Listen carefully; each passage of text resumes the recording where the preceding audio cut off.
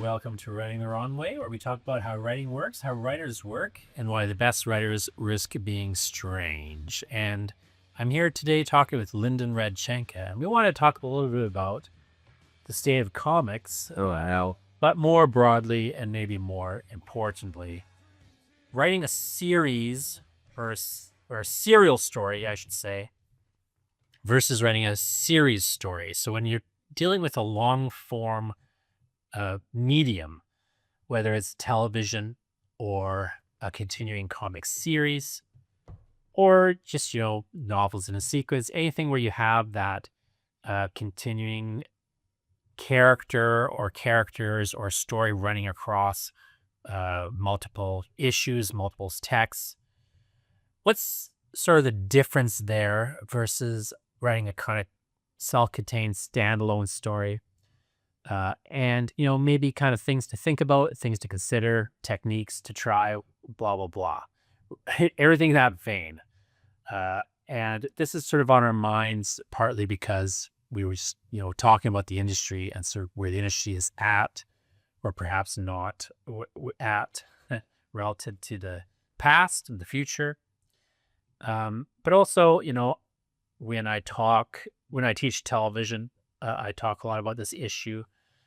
When putting together comics writing, we think a lot, of course, in terms of the issue. Lynn has been working on a Laundrymen series. The Laundrymen 1 is already out, which, again, is a story in chapters, but also a kind of contained issue book. It reads well like a standalone story, but again, it is part of a series. We've got a cliffhanger ending and so on. So we both kind of worked in this serial mode, and we both written more standalone things. And of course, part of the balancing act of it, the whole thing is, how do you write a continuing serial story, but still have these sorts of moments where it seems to kind of tie itself up enough that it satisfies a reader who's picking up one book. Yeah, and if they never read another one, they're satisfied that there's a conclusion. But ideally, hopefully, they want to read another one, and so on. So before we get into it, I just want to quickly define the terms for those of you who are not maybe aware of the lexicon here. Serial refers to a story that continues from one issue or episode or text to the next.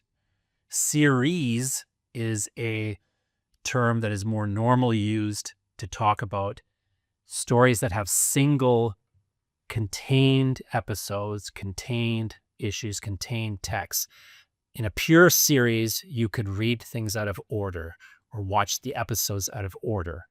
Whereas if you watch a serial television show or read a serial book out of order, it's going to be confusing. Now, of course, in the modern age, we have some sort of in-between things, but that's sort of how we'll use those terms just for clarity's sake.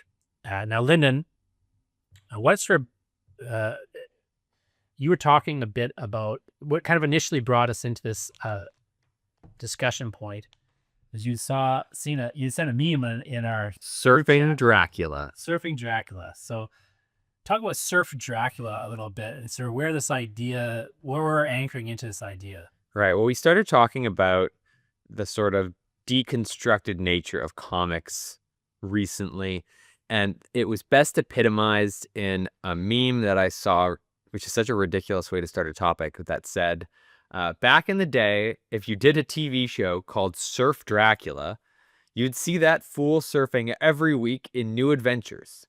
But in the streaming era, the entire first season is about a long-ass flashback to how he got the surfboard until you finally see him surf for 5 minutes in the finale.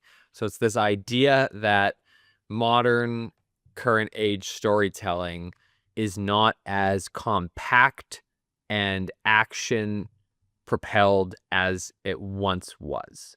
And we want to say that in a way that isn't like a bunch of old people yelling at clouds. We just want to talk about the differences in storytelling in the streaming era versus, decades past. And I love the Surf Dracula example. Who is that said that? It's some guy on the internet. So Serve Dracula, again, it's an example of a premise, this kind of initiating core idea, and it's an example of a high concept premise insofar as, theoretically, from hearing the premise, you know what it is. Dracula on a surf is going to be surfing. Yeah. So there's a promise inherent in the premise in that sense. And I think it's too often the case, and this is also, we realize that this is our shared complaint on a certain level of a lot of stories these days in television and to some degree comics, is they'll just drag out something that doesn't need to be dragged out. And they'll keep delaying the things you want. And there's a level where I think that can work, but it often doesn't work. I always complain in the sort of the same realm that has heard me complain a million times about getting the team together in movies. Yeah. Like, I go to the theater to watch Avengers, and then they spend an hour getting the Avengers together. It's like, well, why do we just, but in the comics, they would say Avengers assemble, and then the next panel, they would all be there. Right. And there was a compactness, as you say, like, and a brevity, because the writers understood that we didn't need to know a bunch of that stuff. It doesn't matter how Dracula got a surfboard. What matters is he has a surfboard and he's surfing. Right. And maybe, what's he going to do if there's no wave? Like, that's the sort of stuff that matters. There's the Muppet movie that came out about a decade ago where the Muppets are planning to get back together. And the Muppets are like, we're getting back together. And there's a montage and it's like a minute long. And then now all the Muppets are back together. They're driving in the car. They actually cut to Kermit walking up to Ralph, sleeping in a hammock, and he goes, Ralph, you want to get back together? And Ralph goes, okay. And that's it. That's the entire scene. That's all you need. Yeah. You don't even really need that. Yeah. But, that's the most. Right. Yeah. And I think, why do you think that it gets dragged out so much in the modern approach? Oh, gosh. Like you say, I think there's a certain, there's so much of meeting like a form quota, I think. Like, a lot of comics talks about writing for the trade, which is about 6 issues worth. Streaming, you get 8 to 10 episodes. And you have the sort of, especially I'm going to talk about streaming, like, there's often anchor points in series, like your first episode and your last episode are always going to have higher production values than your middle episodes. And so how are you connecting episode 1 to episode 8 without having necessarily the same budget constraints? Or how do you have an idea that actually fits 6 issues, and are you just padding it to try and reach that point so that it hits this market requirement of form? It's not like in, comics of decades past where it literally was a month-to-month storytelling vehicle and trades were not the focus. That's not where that wasn't a consideration that you needed to take into account when you were planning out your story arc. It was, how does this next 22 pages be a full story? How is this a separate chapter? Because prior to trades, people read comics in floppies, primarily. That's my take, at least. I hadn't really thought about it before being asked. Well, I think there's a lot of truth to that. And I also think, it's going to sound weird, but I think it's a problem on some levels of that a good writer has. And what I mean by that is, if you're a good writer and you have a command and a facility of craft, you can take a weak premise and make it passable. And so you kind of get into a weird problem. Like, if you're a weak writer, you need a strong premise. You can't survive without one because you're not a good enough writer. But the premise can carry you through. And you can see examples of that in the mass market paperback fiction. They'll often be brilliantly constructed stories on certain levels, but then terribly written. And they may even be very cliched and, but they're tightly wound and tightly constructed, often on a craft level, but then maybe, again, the guy can't write. Like Dan Brown's a perfect example of a person who cannot write a sentence line by line, like is one of the weaker writers you can find, but brilliantly constructed on a narrative level, although it's not my thing. I've tried multiple times to get through his books and I can't. But I recognize like the narrative compelling nature of them. And again, it carries you through. There's a hook, there's a premise. The premise is interesting. He executes on the premise very well, and it's a strong premise. And a lot of the weaknesses, you get pulled along regardless. And he knows that he's not good at certain things, so he just doesn't do them. James Patterson is often in a similar vein. He's not a realist. He doesn't try to make anything realistic. And the complaint that, his books don't make sense is irrelevant, on a certain level, because he has, a command of, certain things. Whereas a writer who is better on a craft level can take a weaker idea and make it work well enough, but not quite, so there's like a weakness often inherent in the premise, I find, or there's just not enough really valuable elements in the premise. And so they start trying to buffer the premise. And there's a level where it can work well even, but it often doesn't.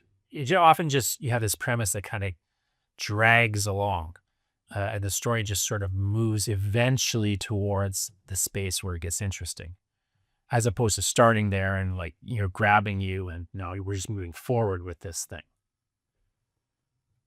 But, and you get like weird effects of this. I think one of the things we were talking about before is I think one of the effects you get is these first episodes and first issues that are not like the later ones, which I feel is a fundamental problem for a writer. So what's an example of that? In television, the example is the first episode.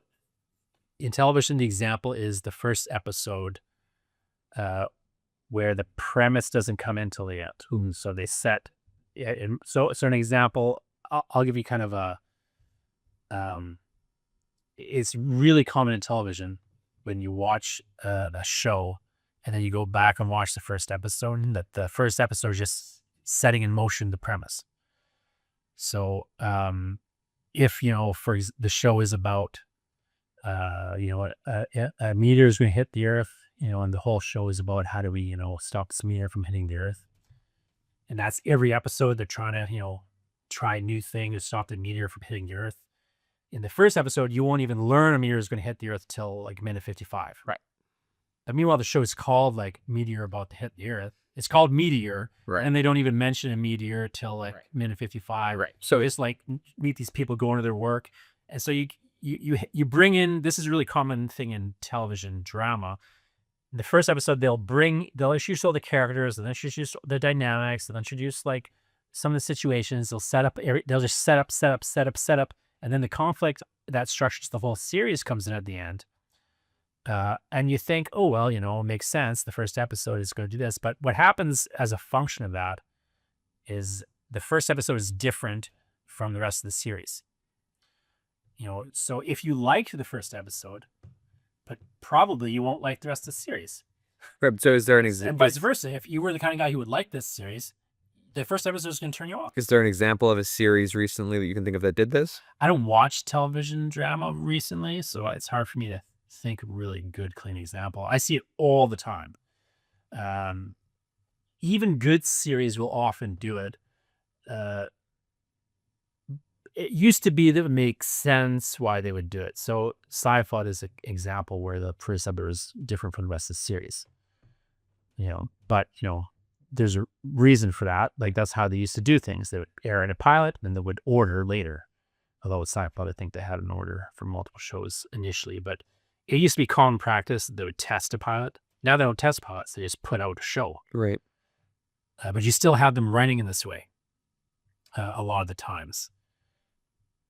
And it's, but anytime you have a first episode where the character gets hired at a company, or it's first episode where the character like joins the group, or, you have, again, it's the first day on the job, or the first time they meet this other person, or, whatever. Anytime you have that structure, you're usually in that scenario. And you think, well, can I avoid it? Well, not necessarily, but is it the first 5 minutes, or is it the first hour of this story is sort of the question you need into. Right. So like, let's just take your laundromat, for example. Sure. So so just walk us really quickly through the opening of the laundromat. Yeah. So the laundromat opens with two characters. It's on a table over there if I needed it. It's two characters who are setting a trap in an alleyway. And then a werewolf emerges on page 2. It sets off the trap, and then it explodes by the end of page 3. And page 4, we scene change to the next morning at the laundromat that the laundrymen work out of. Yeah, they walk in, and then, this phone call. Yep. And they're back out. Yes. And they're back out. Yeah. So they're, spending very little time at the laundromat. How long are they in the laundromat? 2 pages? 2 pages, 3 pages, maybe. Yeah. Yeah. Yeah. So how you would do that in television today is the whole first hour, they might have the little hook, like where they fight a werewolf or something. Yeah. They probably wouldn't. Cold opened. But they might have a cold open of Yeah. that nature. Yeah. But it wouldn't show the laundromat. Right. And it doesn't. It would have a werewolf killing somebody or something. Okay. Right? Yeah. And then Cut to credits. you would cut to the credits. Yeah. And you'd have the guys in the laundromat. Right. The laundrymen in the laundromat. Right. And they would, do their stuff there. We'd get intro to them. We'd see through their employees that work for them when they're out hunting people. Yeah. We'd kind of think first there were normal laundrymen that would get into the back room where we see the real stuff, that they'd get a mysterious call. Then they'd go out on a case. Now they're going to hunt down this werewolf guy. So then they'd be looking around, there's signs in the alleyway. What could it be? They'd check out the scene. Right. Then they'd go meet their other friend who's analyzing things. Eventually by the end of that episode, they maybe have a fight with their werewolf. But that's not what the series is about. Right. Then at the very end, they'd get a phone call like, hey, we got to come to this town. It's your childhood home, town. You got to go back there. Right. And we cliffhanger with that. Yeah. And then the rest of the series, that first season would be about, the rest of what you have in the laundromat story. Right. Thankfully, that laundryman story fits a movie better than a series, which is the other issue that we run into is a lot of series these days are being stretched from something that would better fit a movie length into 8 hours. The Obi-Wan series is the prime example of this, which was originally a movie length work that became a full season on Disney Plus. And for anyone who's watched it, it suffers because of that. It is clearly padded and dragged out. And it's just, so there's that, right? Sometimes you have a premise that you're kind of doing in the wrong medium. So maybe you don't have a serial premise, right? But you're trying to get a serial out of the premise, which, it's sort of doomed on a certain level, although there could still be good things in it. Like that laundryman, again, if we would make that as a TV series and that was the first episode, there's a level where it could work technically. And, it's not that it would be necessarily, it would ruin the whole series, but you would have a sort of weird, again, mismatch between that and the rest of it on a certain level. Right. Where, the whole season isn't about this werewolf. And yet we spend the whole hour of the first episode cycled around the werewolf. And you could say, well, we're introducing ourselves to characters. Well, that's true. But why can't we just introduce them like you do in the comic? Right. Quick. Yeah, sure. See a little bit of a werewolf or something. Yeah. But then let's just get right into the story. We'll just learn about them as we go. Yeah. We'll learn about them as we see them making choices. Right. So I think part of that is related to the amount of trust that we give readers and viewers in the modern age. I mean, we've read of the trend, I don't know if it's a trend or if it's an explicit direction, from certain streaming services where the expectation is that people are not watching the TV. They're on their phones. And so the program, again, we're talking about TV specifically here, is that people need to vocalize all of their thoughts and actions because people aren't paying attention. To a certain degree, I wonder if that exists. In fact, it probably does exist in reading, in that there's a lot more explaining things to the reader in comics now. It feels like you need to, there's a lot, there's I'm struggling with the proper way to describe this, but there's more hand-holding, it feels like, and explaining the exact intention of every decision made, or drawing attention to specific things in works that maybe didn't necessarily always exist. Well, I would say when it did exist, but in a different form. So you would have like again, like you were saying earlier, it was more compact. So you used to have, for example, and you still have to some degree, a thing where if you really pay close attention and you pick up like a copy of Superman or a copy of Spider-Man or whatever, what they would do in the past more than they do now, but you still see it to some degree now, is in the first couple pages, everybody's name would be said. Right. So if you never read a Superman comic before, when he's talking to Lois Lane, he'll say Lois, to remind us, in case you don't know who Lois Right. is. Yeah. Oh, her name's Lois. Right. In case you don't know who Peter Parker is, Spider-Man, spoiler alert. Right. I mean, I think it is important to do that. I'm not saying it's not important to do that. I'm saying that's sort of was the past form of what you're talking about. Yeah. Is there was a degree of hand-holding. There was a degree of like, okay, maybe you don't know anything about Spider-Man and Superman. Let's not assume you've ever read Superman before. And they would kind of accommodate a newer audience in that way, but they weren't aimed at that audience. Right. They were just sort of like doing some lip service, like a little bit of hand-holding to catch people up. Yeah. Catch you up a little bit. Maybe there's an editor's note, like last issue, right, Spider-Man got punched, and lost, control of his one shooter. Yeah. They would just like kind of like maybe fill you in on. Oh, my shooter's not working since Mysterio deactivated it. Right. They would have a little bit of that. It's a little awkward, but it'd get done real quick. Right. And there wouldn't be like as much hand holding, just quantitatively. Right. I think qualitatively you still had it, but you just had less of it. And so, and the hand holding would also, I think, go. It goes through. There's more hand holding in the modern age related to thematic ideas. Right. And I mean that in two ways. One is, in the past, there's just less of an interest in having clear thematic ideas. And so the comics are sometimes worse for it, but sometimes they were better for it, because, you had people putting ideas into the comics, but they didn't overwhelm the comics. Mm-hmm. Whereas say you have, I think sometimes a tendency for thematic ideas to overwhelm the story. So you have like the Comicsgate guys who complain that there's any thematic ideas here, a play called Dimension here, which I think is a wrong-headed complaint. But I think one of the things they're reacting to is the fact that, we're being hit over the head with themes.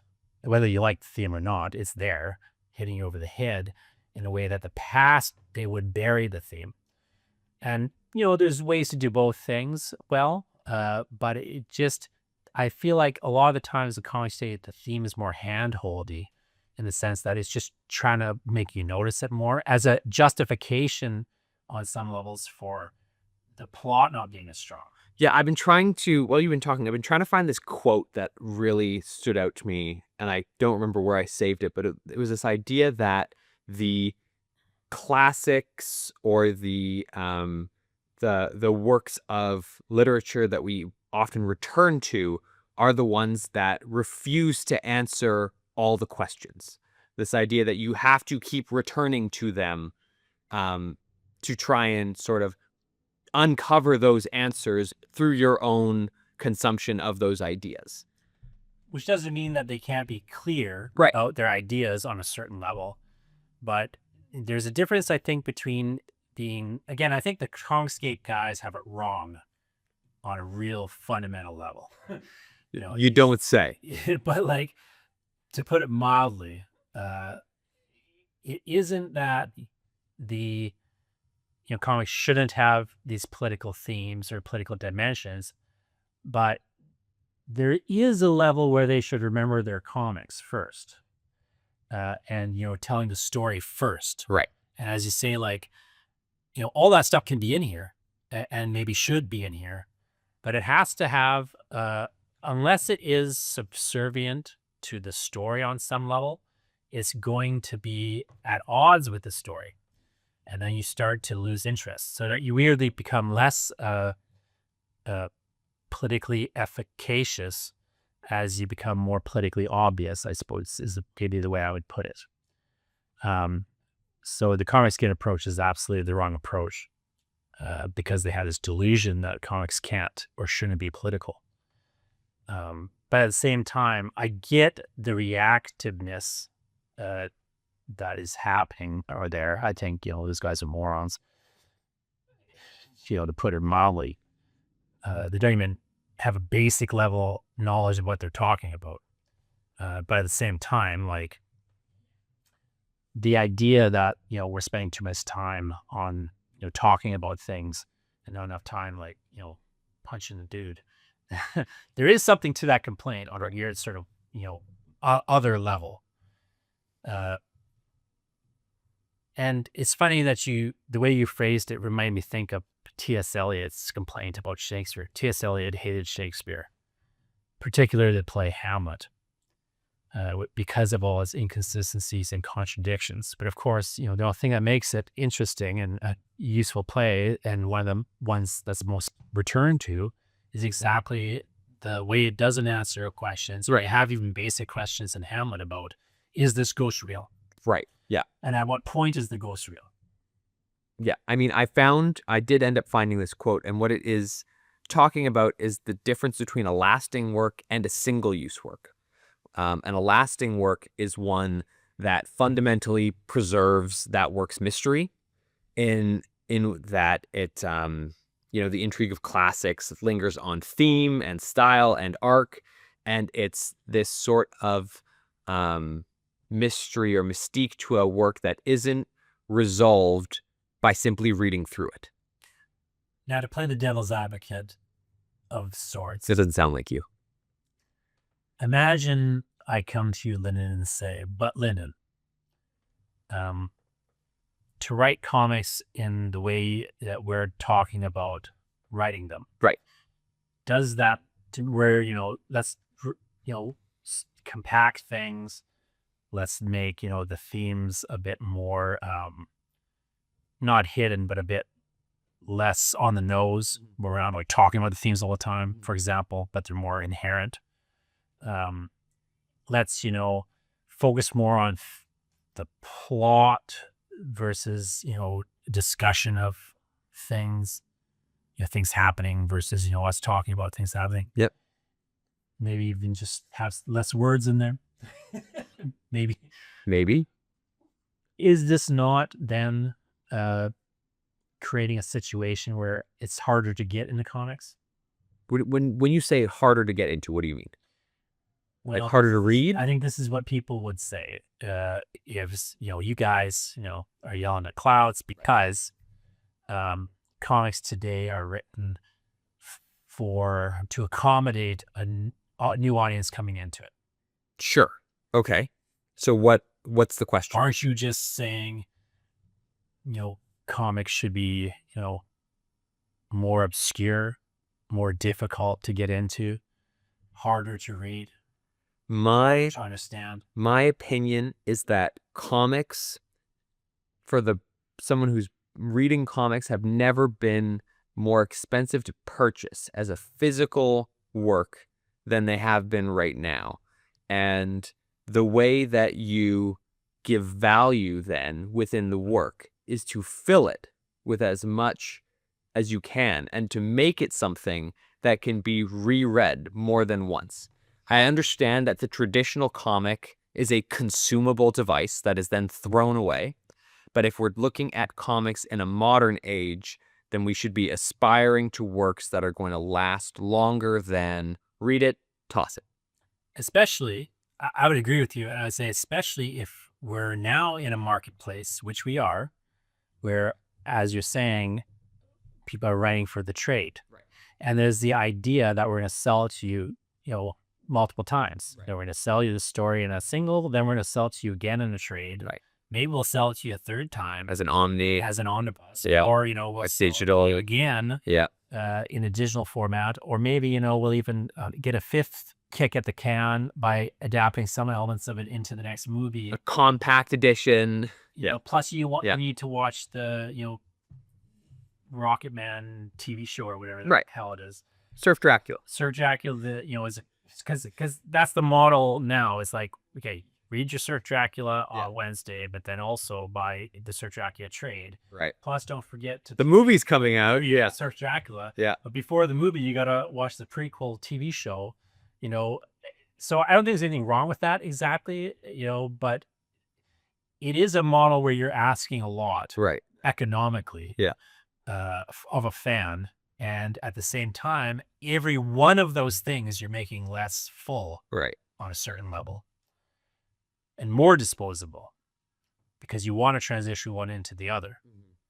And I think, as you do, I think there's a wrong-headedness on some levels there. I'm not sure what the solution here is precisely, but I think it certainly would help if things weren't watered down so much to try to meet some sort of delusional idea that people are going to walk off the street into a comic store and just, buy what's on the stands. That doesn't happen. I was saying something to a friend of ours the other day, reflecting on how often we've heard comic book store. I'm sidetracking a little bit now. How often we've heard comic book stores sort of bemoan how they've been mistreated by big publishers in terms of needing to order certain numbers and the rising costs, etc.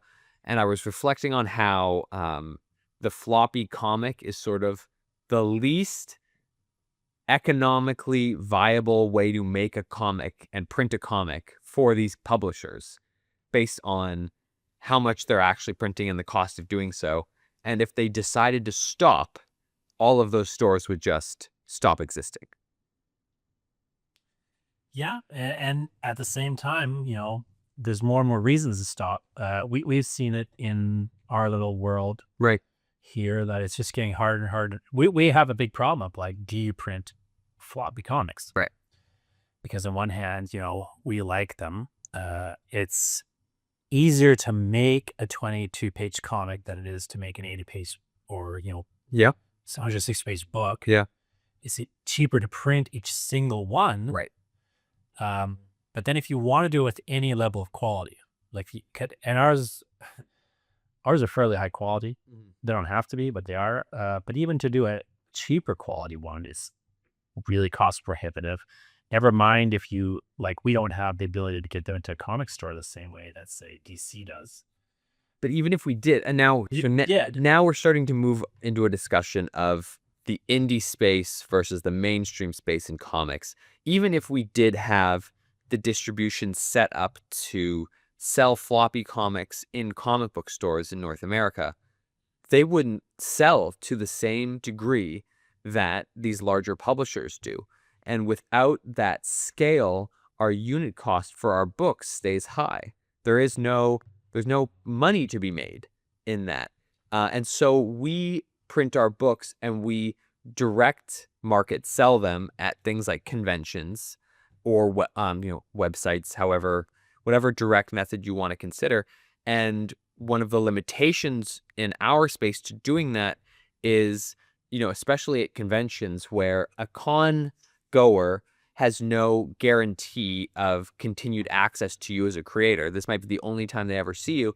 They are primarily interested in one-shot stories that resolve from the beginning to the end of whatever work they are buying from you.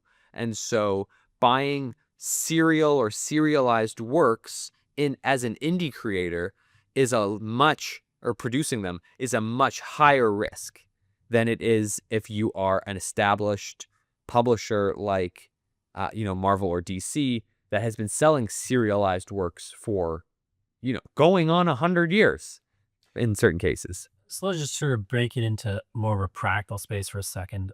So as an indie creator who has an interest in like creating a series or serial, I should say, telling a story like you're doing with a laundryman, what is just some of the things in your head when you're thinking ahead to like the Laundryman 5, Yeah. and like, how do I get there? Like, what are sort of some of the considerations that you have as a writer and as a creative, but also as sort of, a producer in a sense of this project? Well, from just purely a question of form, we're trying to thread a needle. So Laundryman Book 1 has what we call 3 chapters to it. And each of those chapters is 22 pages. Coincidentally, because a floppy comic is 22 pages long. And so we structured our book so that each volume of The Laundryman is a complete story, as you say, a serialized, not a serial story. A series would be a complete story where ideally you could read them out of order. Right. So that's how we've structured these books, so that every volume of The Laundryman is a case file. Now, obviously, the volume 1 ends on a cliffhanger so that you want to read volume 2, but the character arc that we set out on in the first chapter of that book is resolved by the end of the 3rd chapter.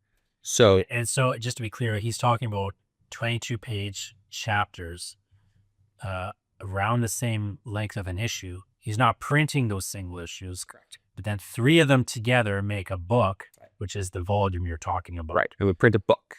Right. So Laundryman 1 is, roughly 80 pages of stuff. It's 3 chapters, which would equate to 3 issues in a comic story if you had them in a comic story. Right. And when we set out to produce that series, we did so not knowing what the final form of the book would look like. We didn't know if we were going to end up publishing it as floppies, if we were going to publish it as a trade, a longer work, what have you. And so we landed on the structure of a 3-issue or 3-chapter story arc, which is a good-sized book that we could sell in the direct market that had a beginning, middle, and end in a way that someone who bought that book and never saw us again ever would, in theory, be satisfied with the story that we were providing.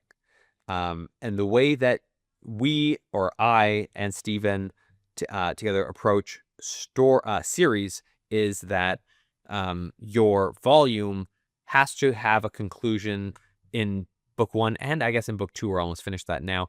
That arc is related to the characters' emotional journeys that they're going on, rather than needing to be tied to the plot, because we'll leave certain plot points open at the end of the book. Spoiler alert, at the end of Laundryman 1, one of the characters is kidnapped and pulled away.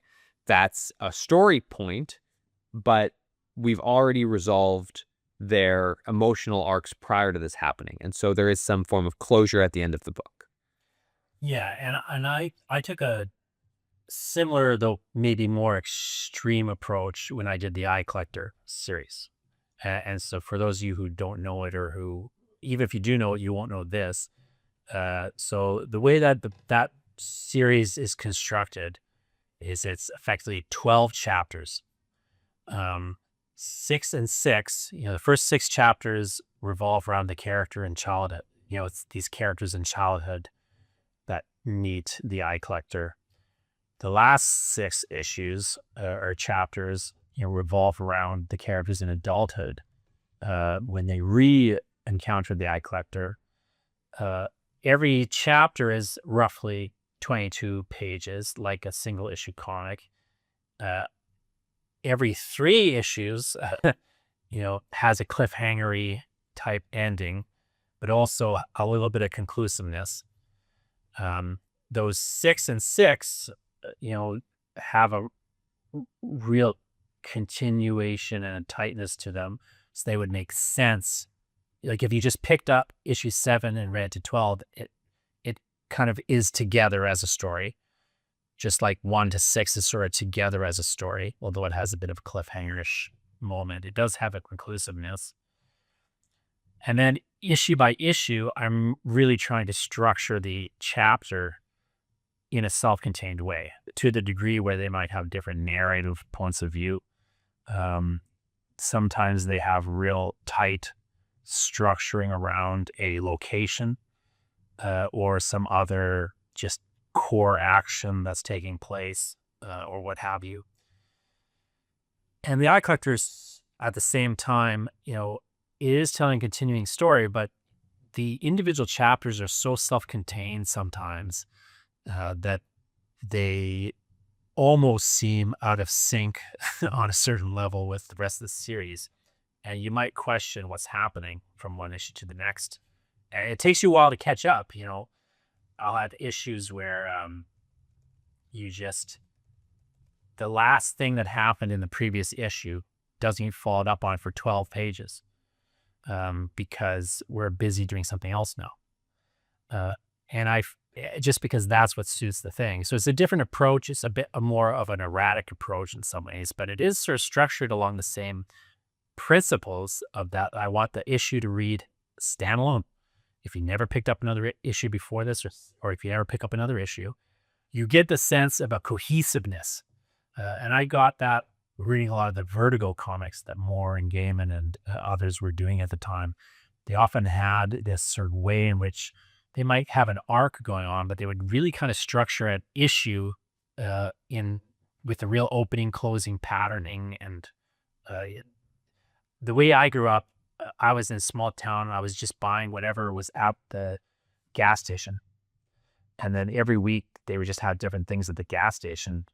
And whether you got the same series 2 weeks or 2 months in a row was hard to know. So, sometimes you just wouldn't get the next issue of Spider-Man. You just wouldn't come. Right. And other times, you'd have, you'd get a Sandman issue, but then you never get another one. And it didn't matter as much, frankly, because they just were writing them with this idea that, every issue is a jumping on point. Every issue is maybe a jumping off point. Every issue needs to sort of stand on its own. Right. It should be part of a continuing thing, but it can't only be part of a continuing thing. Right. Whereas I think in some ways the expectation of streaming especially, and the expectation of a move to a trade miniseries format. The ability to binge. Yeah, the ability to binge has sort of, there's good and there's bad bound up in it. And I think one of the bad sides of it is the expectation that the audience will binge, as opposed to needing to grab your attention. And give them a reason to come back in a week or a month for the next issue. Yeah, give them a story that they will still remember in a week. Right. Yeah. Rather than one that's just good enough to get you to the next one. And I don't think writers are lazy per se, but I think it's just, as you were saying, there's a different expectation of that the audience has like a certain ability. Yeah, it's called an attention deficit. Yeah, it is very much like writing just for somebody who has an attention deficit, but perhaps is what we need to do. Right. Maybe my approach is the wrong approach because I'm demanding too much attention. I guess time will tell, but I feel that there's more staying power. I agree that there's more staying power, and I feel like maybe I'm just hopeful that as people become more cognizant of brain rot as a phenomenon, that there's going to be a movement back towards focusing on one thing at a time. At least I hope. I'm less optimistic about that path, but I am optimistic. Maybe optimistic isn't the right word. But I believe, we're in a slow economic collapse.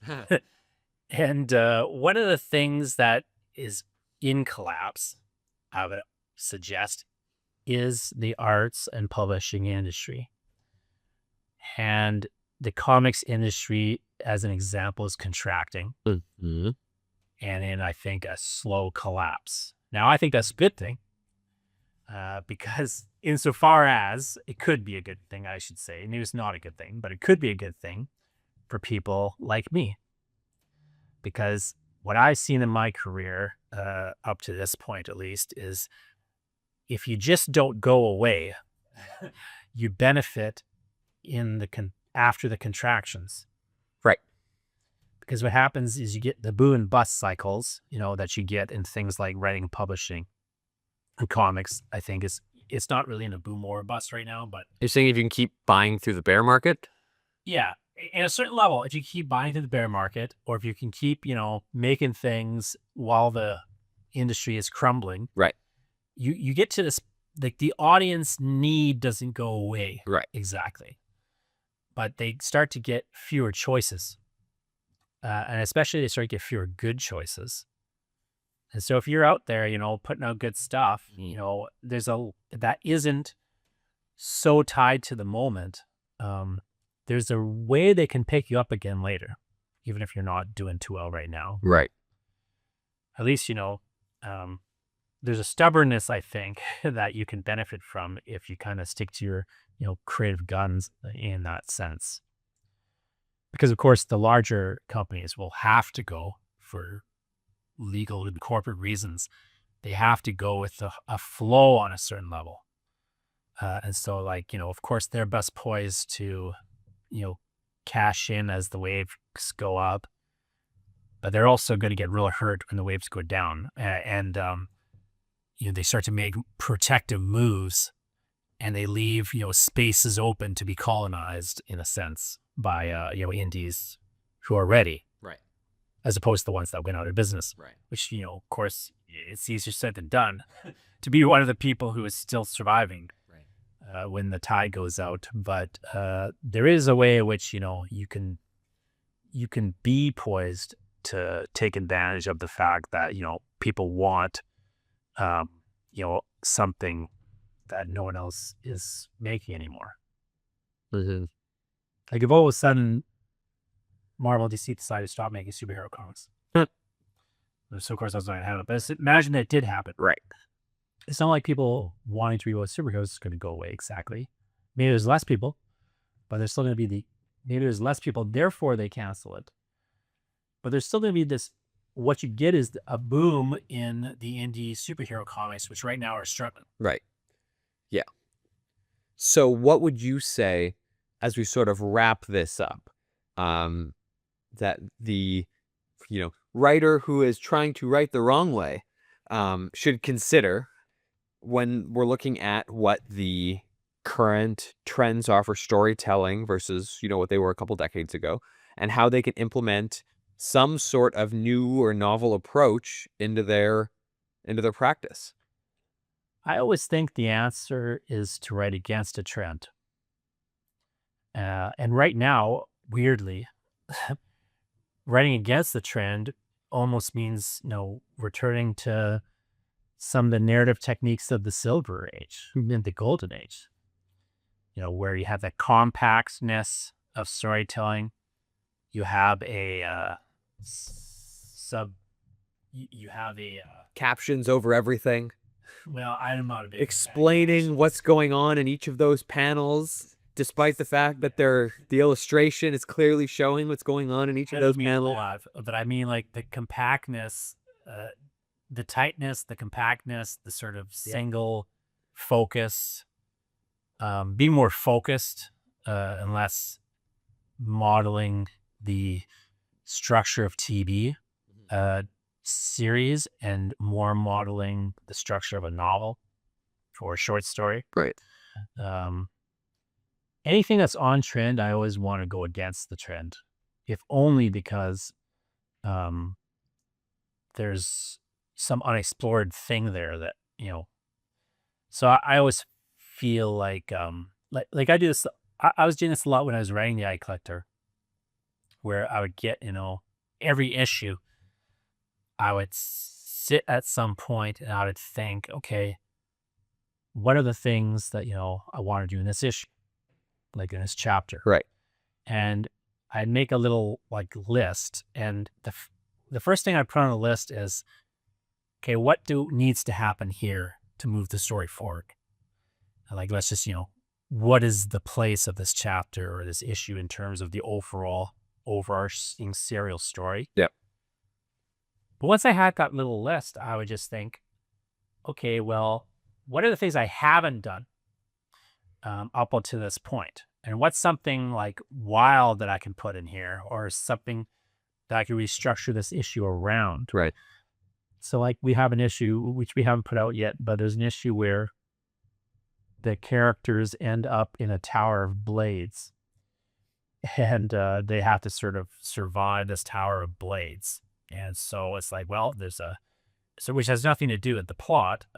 Like, it does eventually. I tied into the plot, but there's no precursor to this that is obvious. There's like a non-obvious precursor you could pick up on if you're really paying attention in the previous issue, but it really seems to come out of nowhere, because you'd be hard pressed to have paid attention to that thing.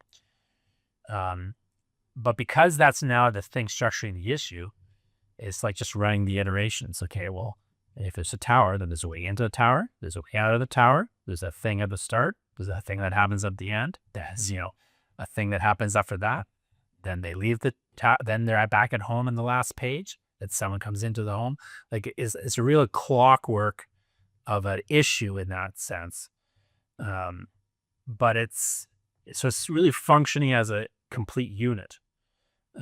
Because what I realized was the reader would have the expectation that I would be following from the previous issue, which was mostly concerned with these two characters and the introduction of a third character as a romantic, like, there's a love triangle set up in the previous issue.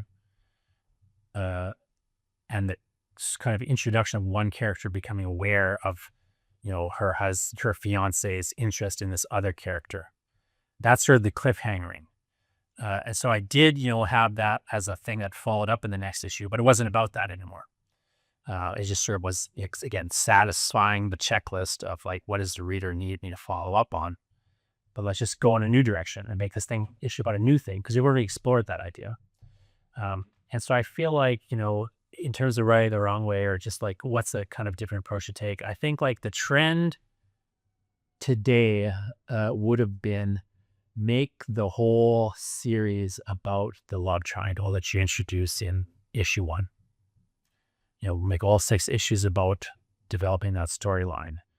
But it's a thin storyline to me, not that it's someone else could do it or do it, better, because that's more their interest or focus. But to me, it's just like, that's a side note in this thing. Because I'm trying to, if I've got 6 issues, I'm trying to find like 6 big ideas, Right. that all connect and flow to one another. I'm not trying to drag one idea across 6 issues. What's your sort of final thoughts on writing today, on the challenge of sort of telling a long story in a world where you're kind of forced on a certain level to, one, deal in the shorter story, but 2, you're in that double bind where you're trying to have a complete one and done kind of story, but also you're trying to have a continuing series that, you can play in and explore things inside and, get readers interested. Yeah, I think my real advice at this point is, I'm very structural when it comes to my comics writing. I have sort of a whole plot that I've written out, and I make note of where I think each point is in a given issue or arc, right down to the page number. And I'm often trying to connect the dots in my writing process. And I find that my approach now to storytelling is, can I fit more into this scene, into this issue, and still, without, overdoing it for the reader, or without trying to, quote, franchise the work too much, can this complete story satisfy the reader if they're not ever going to read anything else? But also from a professional standpoint, am I doing enough here to display my abilities as a writer? Am I giving the artist enough to illustrate? Are they illustrating interesting things? That's really, if there's somewhere that I'm struggling with right now, it's finding the interesting parts of comics, and it's really considering the form and the media and finding a message that resonates within that media, because that not every idea is suited for every form. So it's really trying to understand where the story I'm telling is going to fit in a market and what the best way to present it is in a way that both keeps readers wanting to read it, but also gives me something that I can show to, an editor that's displaying that I know what I'm doing.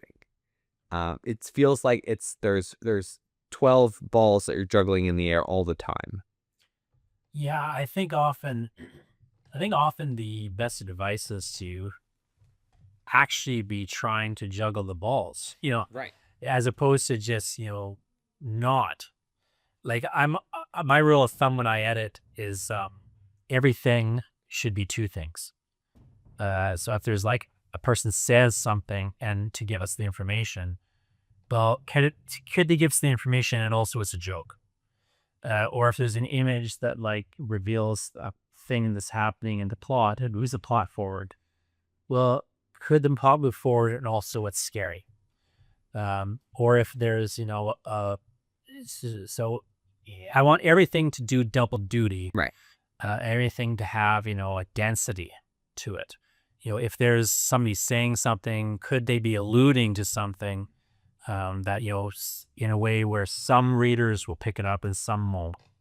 But there's the capacity for people to pick it up because I think that's the kind of approach that rewards rereading as opposed to, because as you say, you get a situation where there's enough mystery, like maybe I didn't understand 100%, I got to go back. Right. Not that it was unclear or confusing necessarily, although I don't mind being unclear or confusing at times. Right. But I like displaying a density and making you feel like you should be paying more attention as opposed to the feeling of the on-trend, I think, approach of, okay, here's everything. Now you've got it all. Yep. Good job. You understood me perfectly. Right. I just feel like that approach doesn't invite engagement in a weird sort of way. It seems more inviting on the surface to a reader unfamiliar with, your world. But I think ultimately it's just doesn't give a person a reason to care about your world on a certain level. Not that, there's a quick fix, a solution to these issues, but I think that's sort of, how I would suggest you keep writing the wrong way. Thanks for listening, and let me know. Email me at jonathan@strangerfiction.ca if you think I'm just totally out to lunch on these. And yelling at clouds. And yelling at clouds. That's right. What's your point of view? And Lyndon, tell us a little bit about where people can find the Laundryman. Ooh, you can get the Laundryman right now at my website, which is infinitestudio.ca, at any convention that Stephen and I attend. And if it's not too bold to say, coming soon to a bookstore near you. Thanks for listening, and keep writing the wrong way.